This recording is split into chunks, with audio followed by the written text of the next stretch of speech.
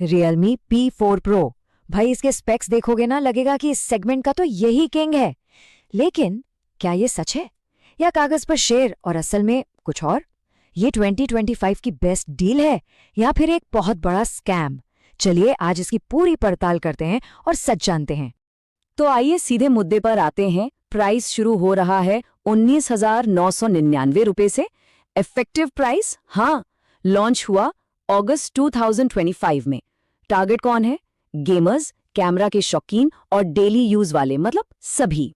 लेकिन वही बड़ा सवाल, सच क्या है? एंड तक देखिए, पता चल जाएगा।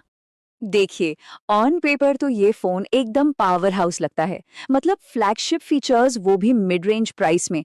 आखिर ऐसा क्या क्या है इसमें? चलिए एक एक करके पर्दे उठाते हैं। शुरुआत करते हैं इसके डिजाइन और लुक से। अब इसका डिजाइन सच में काफी इंटरेस्टिंग है। एक तरफ तो लिविंग नेचर डिजाइन है जो इसको एक टेक वुड फिनिश देता है, प्रीमियम फील।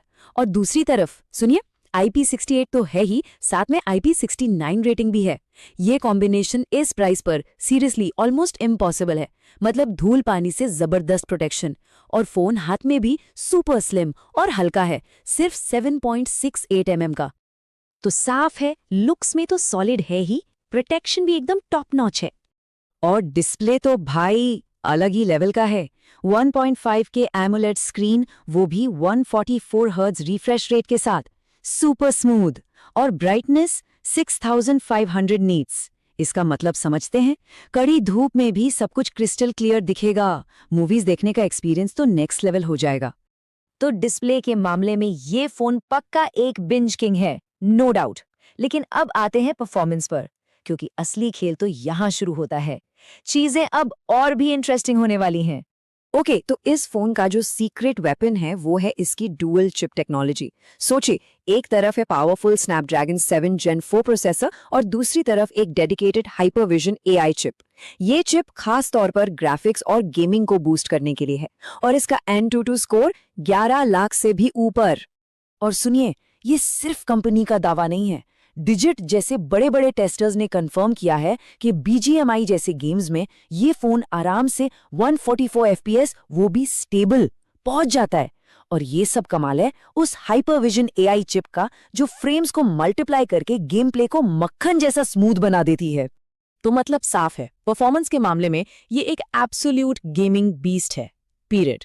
चलिए, परफॉर्मेंस तो जबरदस्त है, लेकिन कैमरा का क्या? क्या इसके कैमरा ग्राम के लिए रेडी है? आइए देखते हैं कि इसके सेंसर्स कितने दमदार हैं। यहाँ जो चीज सच में इम्प्रेसिव है वो है हाई रेजोल्यूशन सेंसर्स का यूज। पीछे है 50 मेगापिक्सल का सोनी IMX896 सेंसर OIS के साथ, और सेल्फी कैमरा वो भी 50 मेगापिक्सल का। दोनों ही कैमरास, फ्रंट और बैक, 4K वीडियो 60 FPS पर रिकॉर्ड कर सकते हैं। ये इस सेगमेंट में एक बहुत बहुत बड़ी बात है।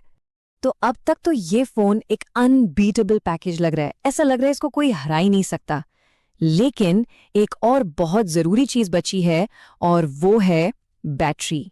और यहीं पर कहानी में आता है एक ट्विस्ट। देखिए, Realme बैटरी को लेके दावे तो बहुत बड़े बड़े करता है, लेकिन जो लोग इसे यूज कर रहे हैं उनका एक्सपीरियंस क्या है, असलियत क्या है?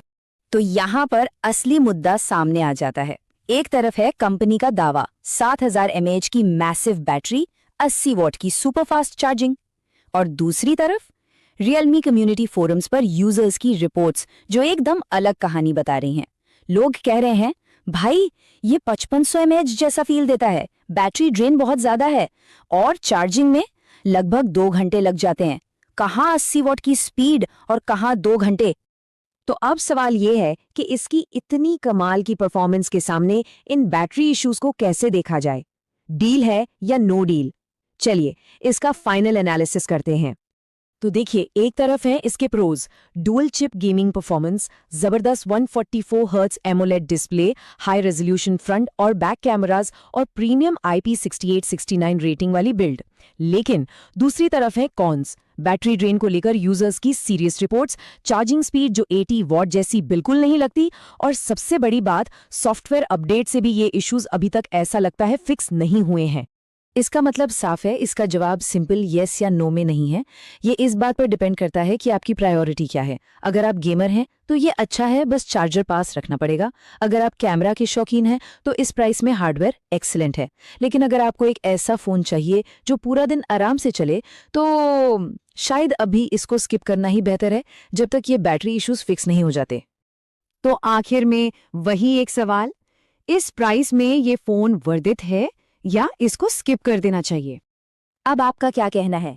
इस फोन को लेकर आपका क्या टेक है? हमें नीचे कमेंट्स में जरूर बताओ। और हाँ, अगर ये एनालिसिस पसंद आया तो लाइक करना और आगे ऐसे ही नो हाइप रिव्यूज के लिए सब्सक्राइब करना मत भूलना।